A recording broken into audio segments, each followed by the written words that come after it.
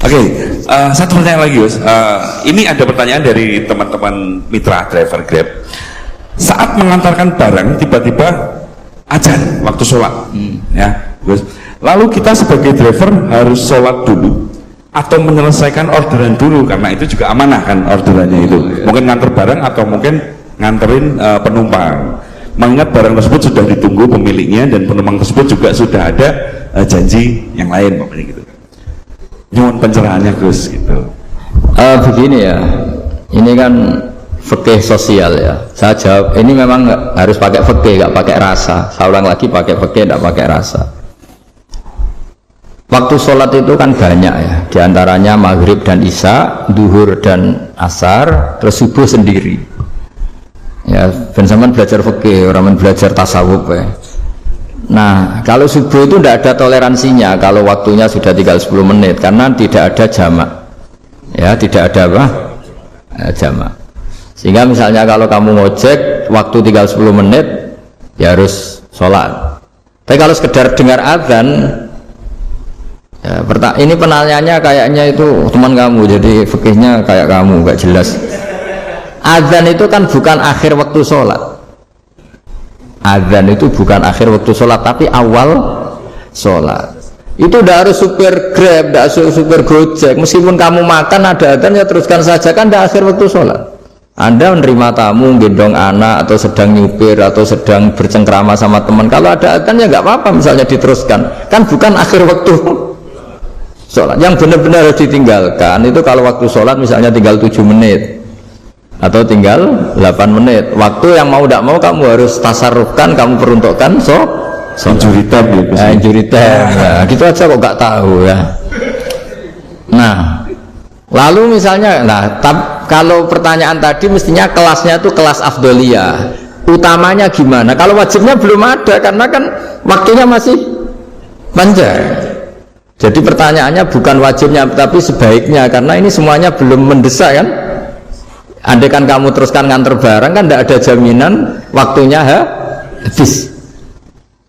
Padahal kalau kamu memaksa sholat, mungkin citra kamu sebagai supir Grab tidak baik karena dianggap mengabaikan konsumen.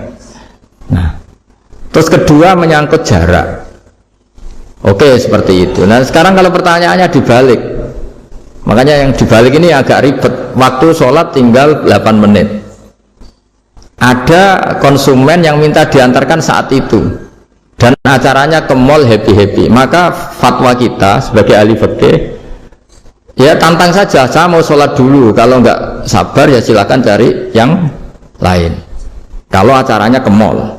Tapi kalau acaranya kelahiran atau transfusi darah atau mau nganterin darah ke pasien yang sudah koma, maka kita langsung, karena ibadah sosial itu didahulukan mengalahkan ibadah yang haknya Allah, karena Allah itu zat yang tidak butuh ibadah kalian.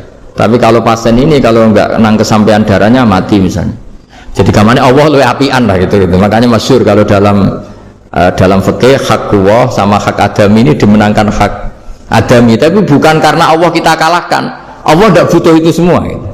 Jadi dikalahkan tapi bukan karena kalah, justru karena tidak butuh. Ya ibarat gini lah, Allah itu saking baiknya Allah kan pasti di atas orang tua kita, itu pasti ulang lagi, baiknya Allah pasti di atas orang tua kita saja baik, apalagi Allah. Misalnya orang tua kamu butuh uang 5.000, adik kamu butuh uang 5.000, adik kamu yang kecil atau ya, kira-kira orang tua kamu itu nyuruh dikasihkan beliau apa adik kamu, kira-kira saja ke adik kamu. Nah, Allah itu saking baiknya, hal yang terkait Allah, misalnya tadi sholat tepat waktu sama ibadah sosial itu disuruh ibadah sosial, karena ini kalau nggak kesampaian transfusi darahnya atau apalah, atau kamu dokter yang harus mengurus operasi waktunya tinggal 5 menit, kamu harus ngoperasi pasien dulu karena Allah bisa menerima sholat kamu. Nah, tak terangkan lagi ini fikih terus. Lalu sholat yang apa? Kalau sholat itu antara maghrib dan isya dan nanti yang terlambat itu maghrib, kita mengikuti ulama yang mengatakan jika ada darurat maka maghrib dan isya boleh dijamak meskipun tidak atas nama pergi. Kan jarak kamu kan tidak jarak masafatu qasrin. Artinya apa? Misalnya saya dokter, harus operasi, waktu saya tinggal 8 menit mau maghrib, ternyata harus ada operasi. Kalau saya nggak nangani, mati. Saya harus operasi, dan nanti waktu saya maghrib habis itu tidak harus dikatakan qadha atau yang mengeluarkan maghrib dari waktunya. Bisa saja menurut ulama dianggap boleh dijamak takhir dengan isya, karena kondisinya masih waktu jam'in.